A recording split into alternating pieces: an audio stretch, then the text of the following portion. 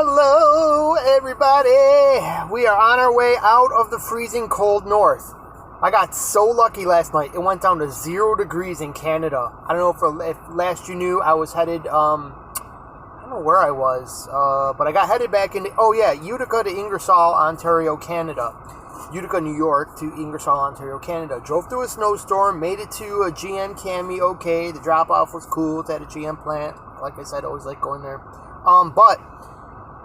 Oh, look, there's another RJR van. He's got a ProMaster, though.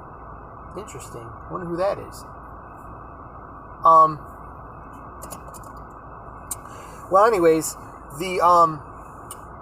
what was I going to say? We made it into Canada, but it was freezing cold last night. But I got so lucky in Ingersoll, Ontario, Canada. I happen to have a friend from a car message board who always has the door open and will even feed me dinner. So I got some munchies, and I got a spare bedroom to sleep in, which was, I think, way better than trying to sleep in this van with the heat running. The heat probably would have worked, but it would have cost a couple of gallons of diesel and whatnot, and blah, blah, blah. So we didn't have to do that good.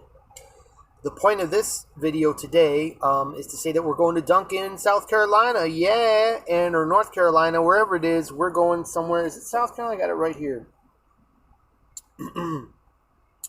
And it says South Carolina. Yeah, last time was North Carolina. We're going South Carolina. They got palm trees there, so probably at least in the 40s at night at the lowest there, probably. So, because I know we'll be bringing the cold Canadian air with us instead of getting a blast of warm there. But anyways, because that's what usually happens. But so we're going to South Carolina. We'll have a good night's sleep tomorrow night. Tonight we're going to drive all the way through the night, unless we get tired and stop. I don't know. But anyways, the point of this video is to say it's easy to lose your mind. I'll tell you what I just did and cost me money. First of all, I didn't want to fill up gas in Canada, so I hoped to make it across the border, but there was no doing that. I made it just short by like 20 miles. The gas thing was counting down to 0, and I had it set to a Flying J, which where I am right now, the last one before the border, for 2 reasons. I'll get to the second one in a minute. Well, I'll tell you that reason actually right now. We need to print off our paperwork to get across the border, and they haven't emailed me that yet. So I'm basically here until I get that paperwork. So I could be heading out, but I can't because I'm waiting for paperwork. So it might be another hour. Who knows? Ticking off my trip, taking off time that I have to maybe catch some hours of sleep tonight.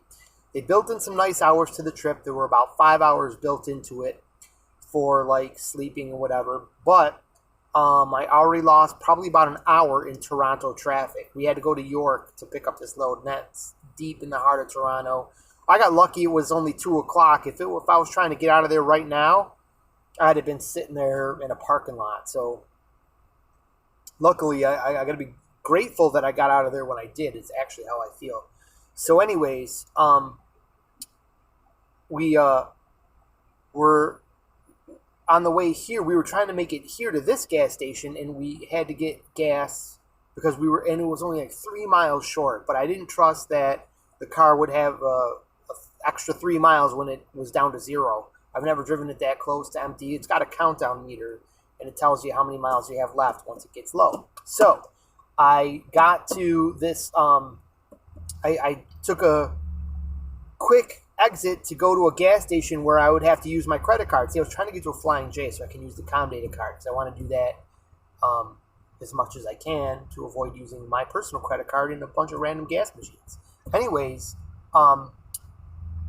the gas station I went to was just a little hole in the wall. I wasn't really happy to be there, but it allowed me. I knew I was only going to get like 4 or 5 liters of gas, or maybe I got 11 liters actually, which is there's 4 liters to a gallon roughly. So 3.75. So I got filled up with what I needed to an extra 50 miles buffer to get to this gas station. My plan was to get gas here just enough to get me across the border so I could fill up in the United States and save at least $20 on a fill up. But while I'm thinking about waiting for paperwork, I've got in that other gas stop, as soon as I got off, it said no entry onto the QEW. I was like, oh my God. I was like, I'm going to have to go 20 miles out of the way now. And then there was entry, but then I missed the turn, so I had to make this U-turn. And I got lucky. I was able to make the U-turn, and I got frustrated with traffic. And then there were backups and people driving frustrated. So for me, maybe not for you, but for me, it's so easy to lose my mind. I got to this gas station, and I just filled up the truck. I totally sat there pumping it. I'm like, yeah, I got to wait for paperwork. Maybe we'll go in and get some chips. I got to go to the bathroom. And I filled up the tank. I looked at the thing. It was $88. I could have spent $60 in another 20 miles. Idiot. So anyways, that's my story, and I'm sticking to it here on non-adventures in trucking. No, anyways, that's another guy's channel. So 2 channels I think I'll tell you to watch. Smart Trucking I watch all the time. He's a great truck show. And Indiana Jack, he's great for things on the road. And both of those guys are who I somewhat try to model my talks after. But obviously in Indiana Jack, he's got a lot more cooler footage than I ever get. And Smart Trucking's obviously got many years of trucking experience when I'm only just telling you about the rookie road here and what happens to a new guy out here. And I'm not even a trucker. I'm a van expediter, but I take freight across the country and drive on the highway with a whole hell of a lot of trucks. So anyways, and go to a lot of truck stops too. So anyways, we'll leave you with that. Have a good one. Keep on expediting out there. We're still at it and giving it our best. And we'll talk about macro point in the next video. So stay tuned for that.